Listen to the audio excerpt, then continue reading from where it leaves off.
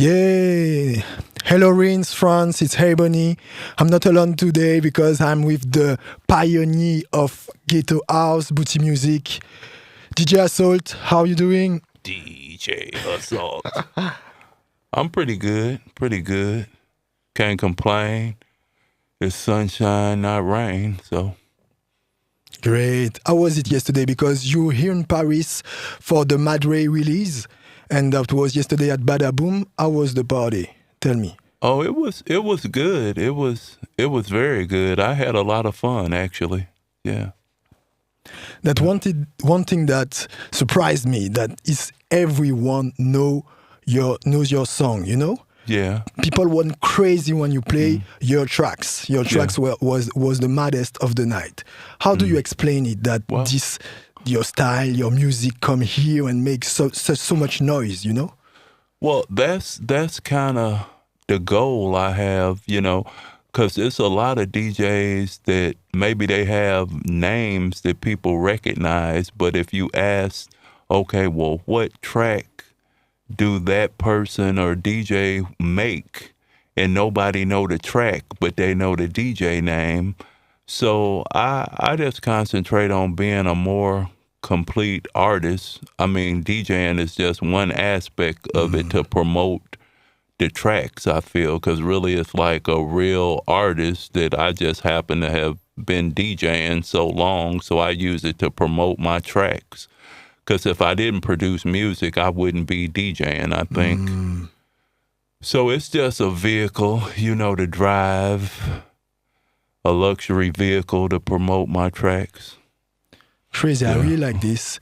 That's it's like me because I'm a DJ producer too, and I produce my own style of music, and I use DJ to promote it, to make it live with the crowd. Yeah. And that one thing that I want to understand that when I reach you out, I tell you, yes, I know you from Ghetto Tech, and you said to me, it's not how we call it. And I want to know the differences between Ghetto House, Ghetto Tech, booty music. See, to me, being from Detroit, I think people that didn't actually, I guess, grow up in the city and wasn't born in the city of Detroit, some kind of way they started calling it ghetto tech, whatever that was, but I didn't want to be a part of that because I didn't feel, they had any type of validity to what they were doing to even call it something. So in Detroit, it was like booty music because we were familiar with Miami bass and all the Luke and all of that stuff. So it really comes from that. Or it was, or just our style of Detroit dance music. I mean, it was techno came before us, so it wasn't techno. It had various influences. So I didn't try to call it anything. It was just booty music, or Detroit dance music. But I think some people got some attention in some magazines, and they were kind of feeling themselves, so they had to come up with some genre for it. But I mean, it's cool. I just don't want to be in that group. That's not what I do, and they definitely aren't the originators of the sound. That's what I don't like either, because I'm like grouped in, and they saying, I don't know, I assisted in or co-help this sound, but nobody tracks are relevant in the genre in Detroit but my stuff. I mean, tell me what matters. I mean, from Spotify, streams or anything. And that's why I said I was the undisputed king of booty, because people made tracks, but it's not classic stuff, and it's not an egotistical perspective I'm speaking from. It just is what it is. Like, some of the tracks came out when I was a teenager, and it's still killing the club right now. That's crazy. So, I mean, it's not that I want credit, because I got, if I want credit, I just use my Visa, I guess. So I'm not taking credit for doing anything, but reality is reality.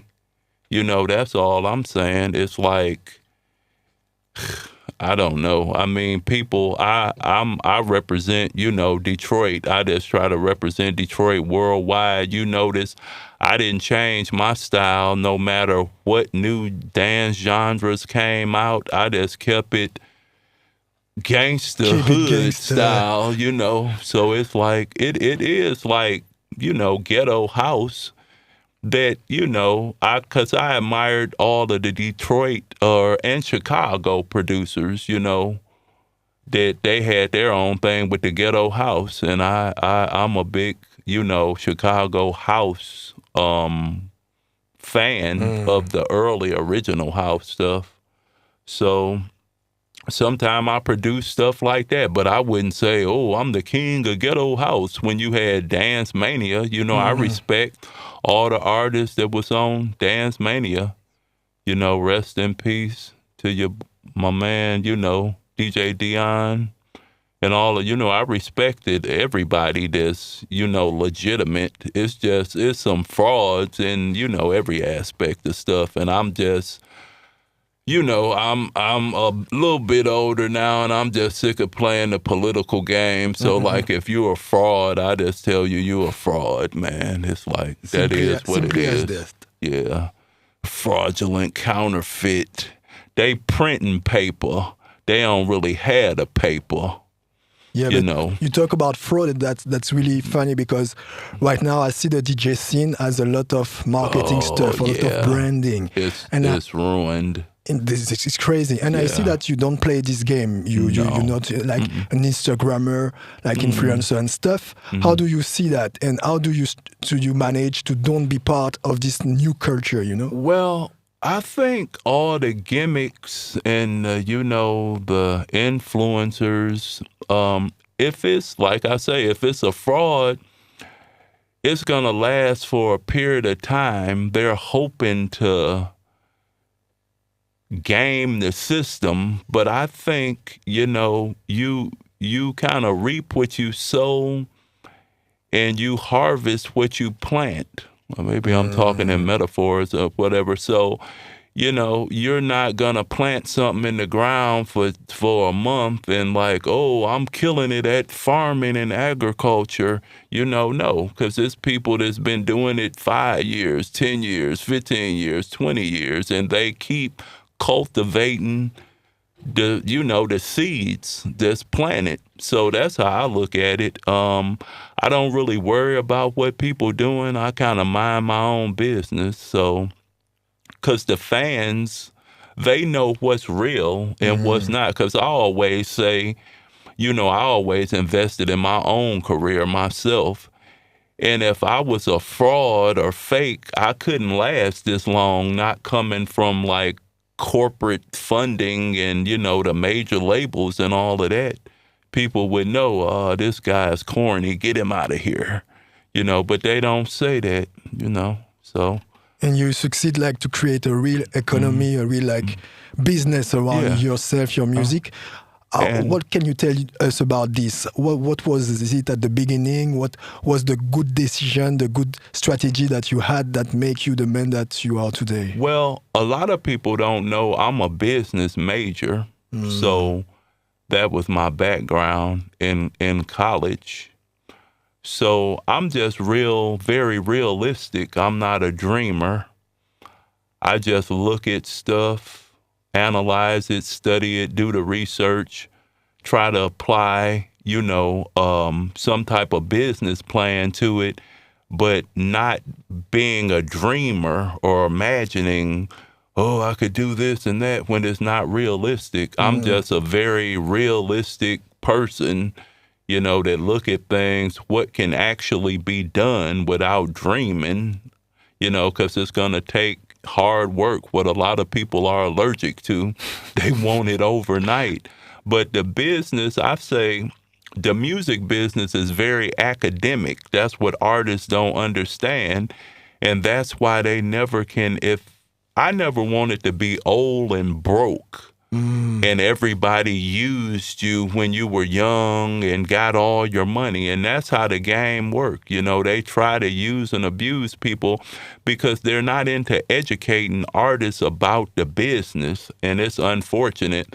You know, publishing is important, you know, to understand that. And now that it's all digital files, I say, how can you trust a distribution deal, especially now when it's not physical products? It's a digital file. So I have to have a direct deal, because if I'm getting ripped off, it'll be Apple Music or Spotify directly. You can't distribute my tracks, because how do I trust your accounting from a third party? You know, I'm just, maybe some other people trust or believe that it's cool. But I can't do stuff like that. You know, that's just me. So that sets me apart. I'm a very hands-on person. You know, I'm an artist, but I conduct a lot of business with myself and, of course, my assistants.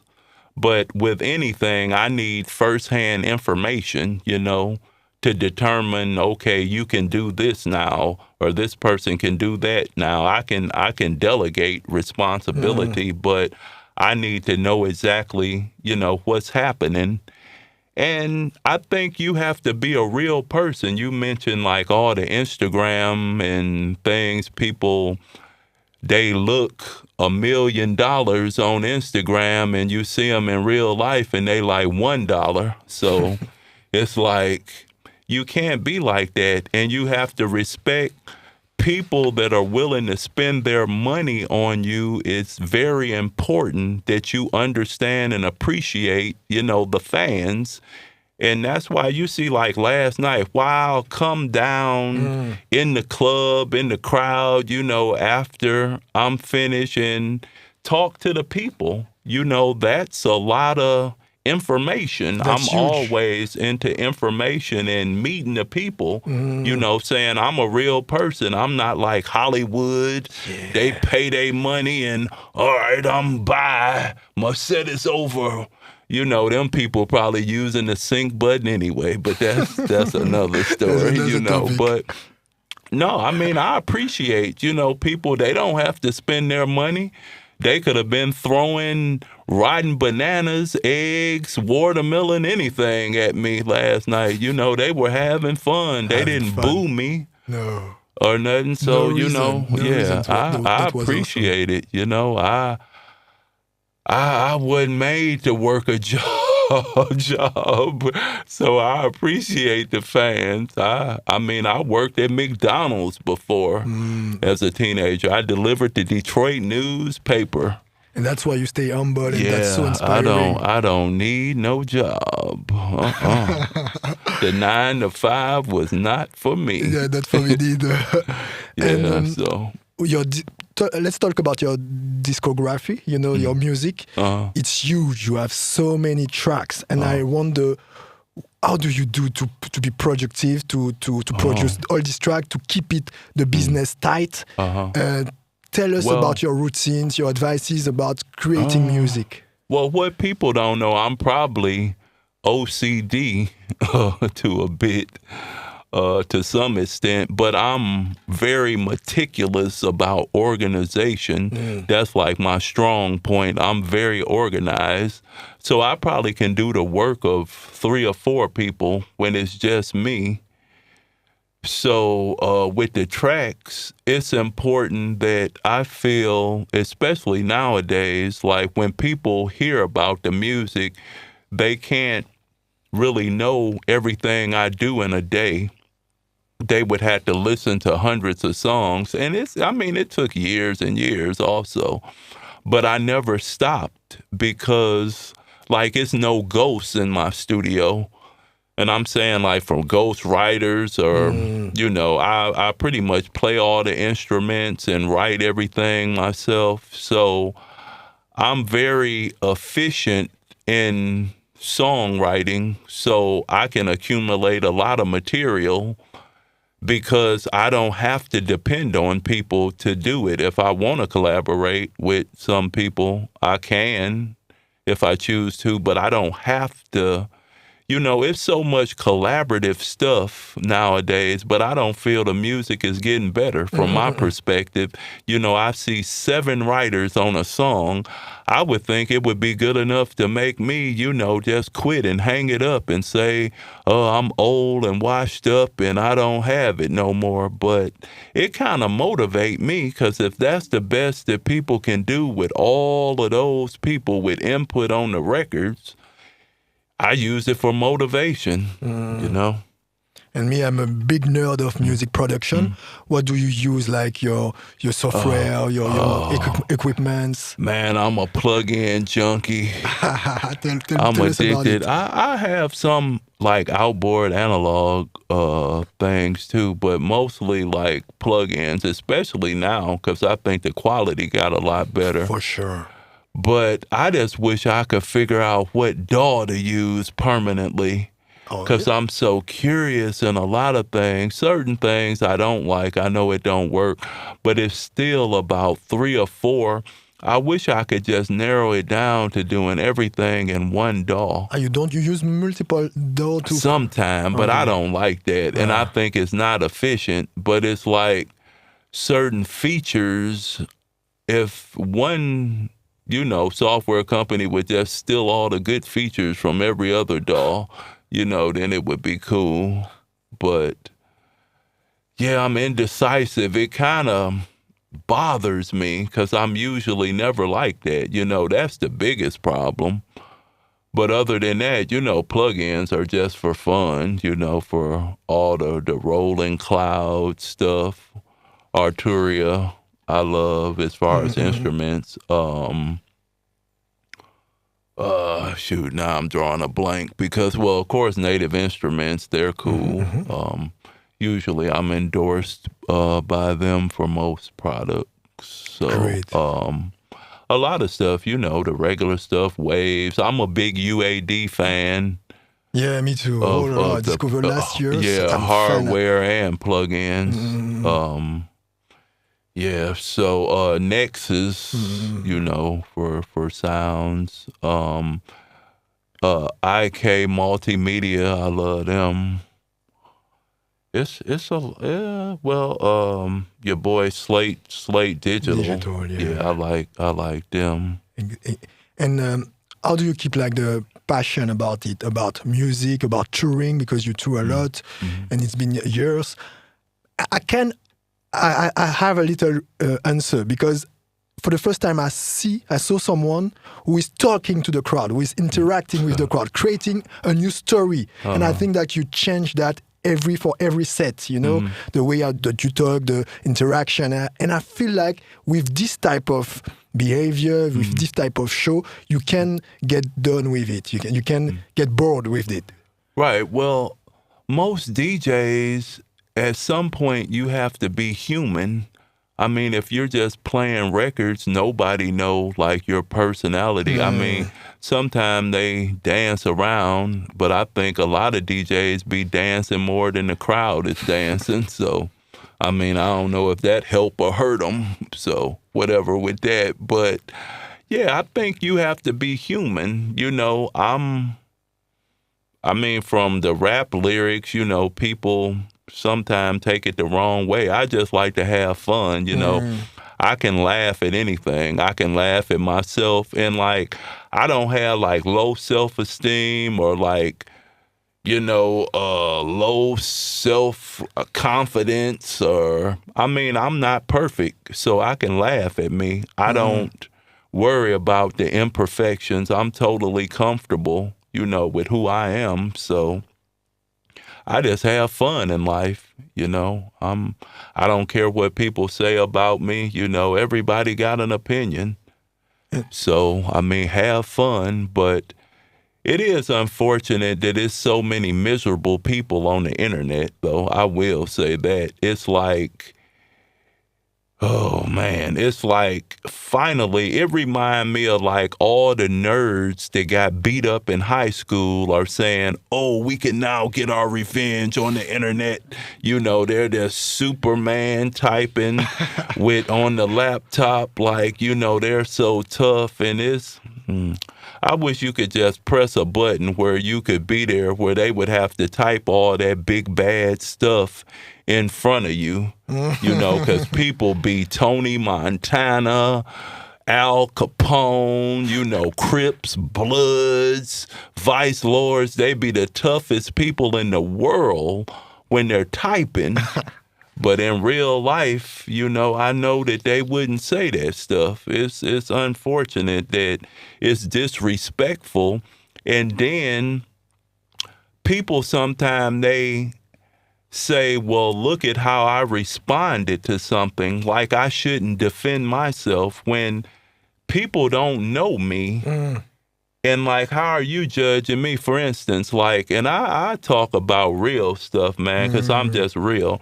People had a problem last year because I played in Israel, you know, Tel Aviv. I played in Russia, St. Petersburg and Moscow, because they don't understand I've been going those places for 20 years. I know people there.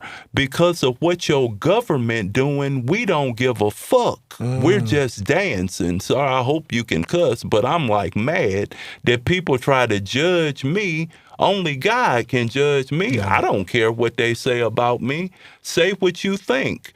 That we don't stop partying for what the governments are doing. You can't change it, no way. Can you say stop? Everybody don't want war. What's cool about killing people? Nothing. But we're going to dance and we're not thinking about politics. And if y'all don't like me for it, so what? Because I went to play somewhere I played for 20 years when most people that's talking about that never been to those countries. Yes. I don't hate nobody. No one's done anything to me. You know, I just play music. So if you don't want me to play for you because I'll go back. You know, so, well, I don't have to play for promoters that want to cancel stuff, and y'all so involved when you don't work for the government. You couldn't change the stuff if you wanted to. So people are real stupid to me. They would have to, and I tried to understand them, but really they just want conflict. And all that canceling stuff, that ain't gangster. That's for suckers, man. I hope everybody know that. You are straight up lame. That's some square stuff. Like, it's for real. Like, I don't know, man. See, this is why when stuff started, I'm crazy like this. This is the other side. It ain't really music like that and silly. But it's true. It's like, I just don't think anything somebody built for years and years and years because of their opinion, it should all be ruined. No, that's people in their mother's basement that's sitting on the couch that are losers, that never accomplished nothing in life, never built anything, don't know how to build anything, and they want to try me. I invested millions in my own career and didn't ask for nothing from nobody. So you saying I should be canceled. I say you spend that money. You even get $1 million, you losers. You know, I'd be sick of that stuff, man. I understand. It's like, I don't care. It don't bother me, but that's my message back to them. And then some promoter said, but of course, should I be calm when you attack my business? That's what I'm saying. It's nothing vested in what they're doing. It's like before, I couldn't even get dates hardly in Europe. If you go back to 2015, 2016, what did I do?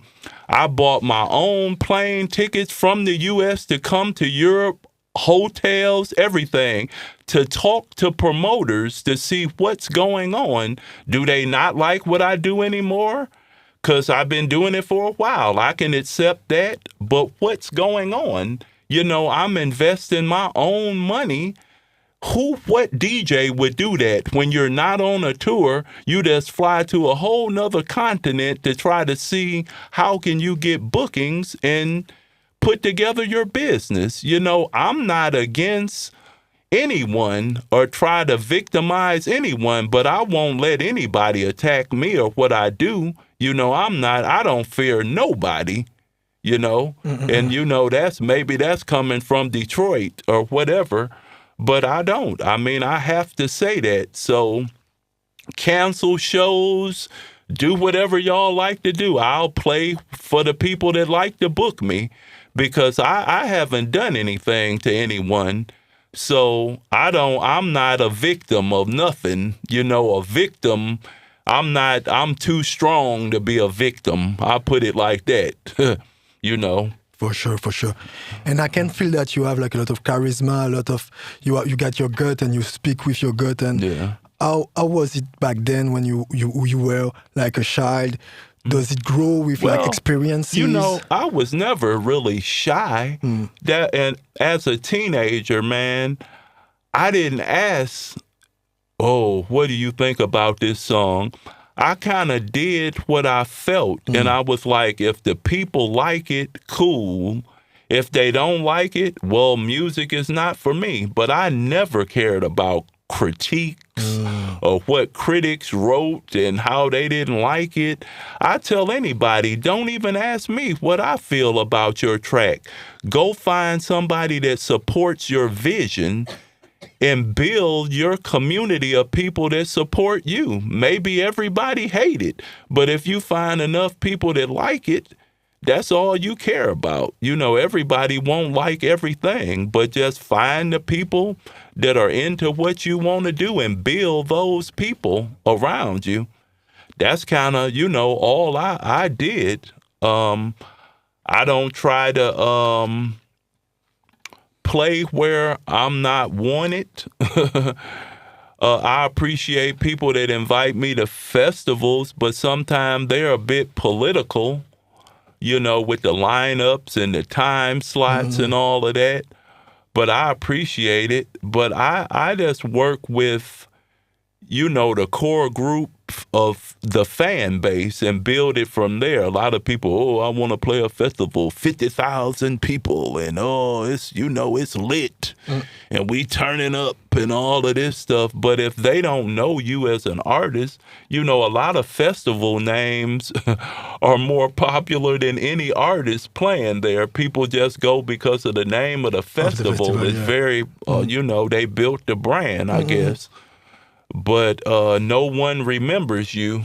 So what was the point of playing a festival with 50,000 people when nobody knew who you were? They don't remember the set. You know, all of that is for the gram. You did it for the gram, though, didn't you? Didn't you? But it got your career nowhere. You know, you have to deal in reality. People are dreamers.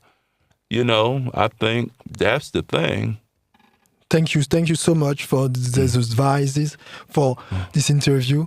That was so great inspiration for me as a young DJ producer that's making his own style of music. Yeah. That I want it to last. So your career is great example. So thank you for that. Let's play some music. Are you okay with that? Yes. We can play some music. Let's do this right now. Right.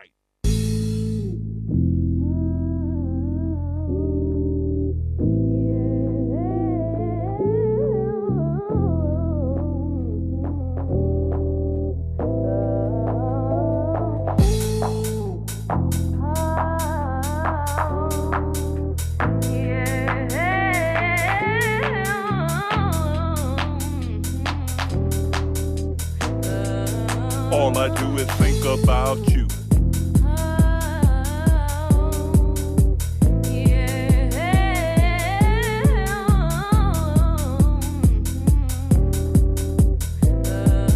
All I do is think about you.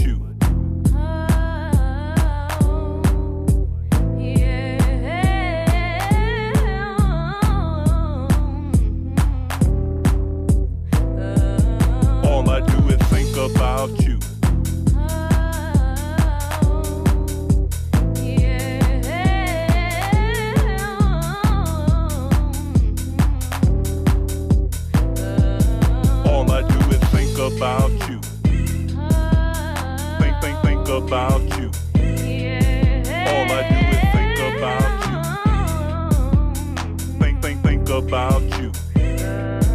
All I do is think about you. Think about you. All I do is think about you. Think about you. All I do is think about you.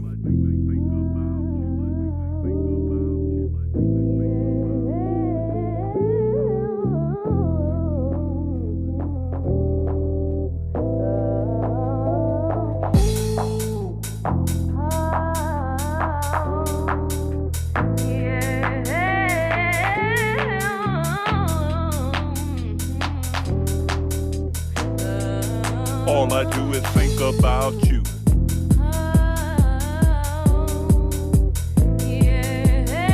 All I do is think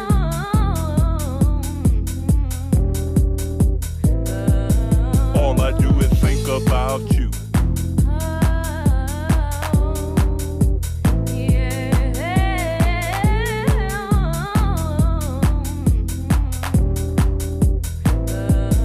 All I do is think about you.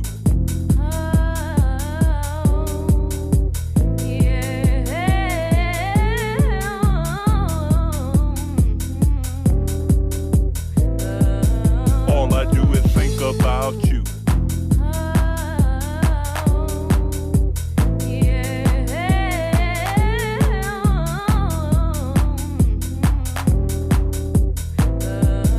All I do is think about you.